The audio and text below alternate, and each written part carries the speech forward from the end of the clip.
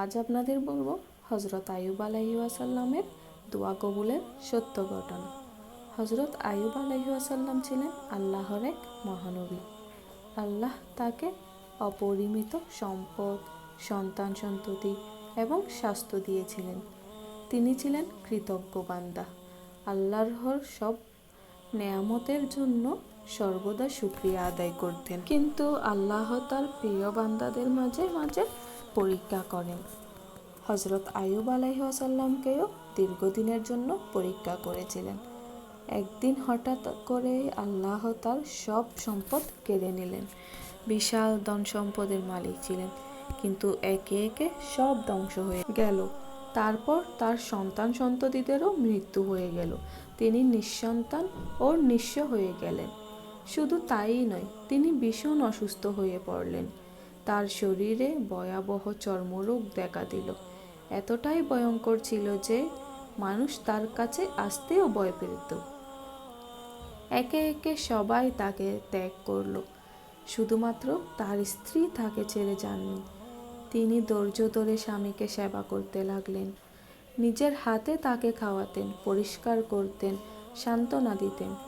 কিন্তু চারপাশের মানুষ বলতো, তুমি এত কষ্ট পাচ্ছ, আল্লাহ যদি সত্যিই তোমাকে ভালোবাসতেন তবে এভাবে কষ্ট দিতেন না। আইয়ুব আলাইহিস সালাম উত্তরে বলতেন, আল্লাহ আমাকে সুস্থ রেখেছেন অনেক বছর। এখন যদি কিছু বছর অসুস্থ রাখেন তবে কেন আমি অসন্তুষ্ট হব? বছরের পর বছর কেটে গেল, তবুও আইয়ুব আলাইহিস সালাম ধৈর্য ধরে থাকলেন। অবশেষে যখন তার দুঃখ কষ্ট চরমে পৌঁছলো, তখন তিনি আল্লাহর কাছে কান্না জড়িত কণ্ঠে দোয়া করলেন। কুরআনে আল্লাহ তার দোয়ার কথা উল্লেখ করেছেন। আর আইয়ুবকে স্মরণ করো, যখন তিনি তার রবকে ডেকেছিলেন, হে আমার রব, আমাকে দুঃখ কষ্ট আঘাত করেছ, আর তুমি তো দয়ালুদের মধ্যে সর্বাধিক দয়ালু। সূরা আম্বিয়া আয়াত নম্বর ৮৩। দেখো কি অদ্ভুত! এত কষ্টের মাঝেও তিনি বলেননি, হে আল্লাহ আমাকে সুস্থ করো, বরং বিনয়ের সঙ্গে বললেন, আমার কষ্ট লেগেছে আর তুমি তো সর্বদয়ালু। আল্লাহ তার এই ধৈর্য ও বিনয় দেখে খুশি হলেন। সাথে সাথে তার দোয়া কবুল হলো। আল্লাহ তাকে নির্দেশ দিলেন, তুমি তোমার পা দিয়ে মাটি আঘাত করো। যখন তিনি মাটি আঘাত করলেন, সেখান থেকে একটি ঝর্ণা ফুটে বের হলো। তিনি সেই পানি দিয়ে গোসল করলেন ও পানি পান করলেন।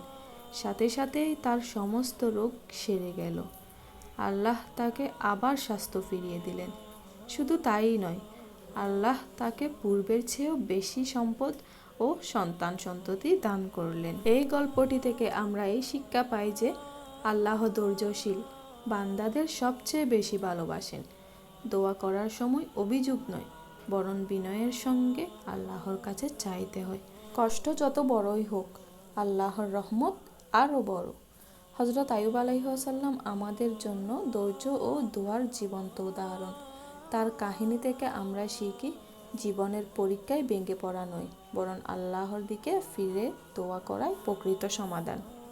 তো আজকের দোয়া কবুলের গল্পটি আপনাদের কেমন লাগলো অবশ্যই কমেন্টে জানাবেন, এবং ভিডিওটি ভালো লাগলে অবশ্যই লাইক করবেন এবং আমাদের চ্যানেলটিকে সাবস্ক্রাইব করে আমাদের পাশে থাকবেন। আল্লাহ হাফেজ।